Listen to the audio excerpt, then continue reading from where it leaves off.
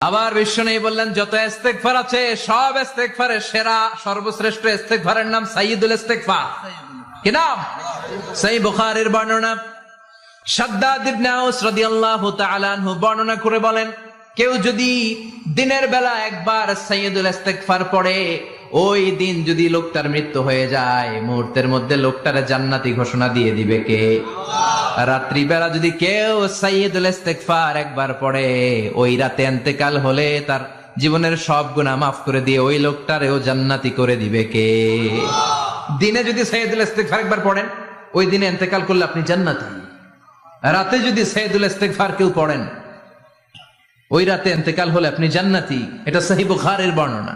সব ইস্তেগফারের রাজা, শ্রেষ্ঠ ইস্তেগফার। মুখস্থ আছে না? কার কার মুখস্থ আছে? হাত তুলেন। সাইয়্যিদুল ইস্তেগফার মুখস্থ আছে কার? মাশাআল্লাহ, তাবারাকাল্লাহ। এটা আপনাদের বাড়ির কাজ দিলাম।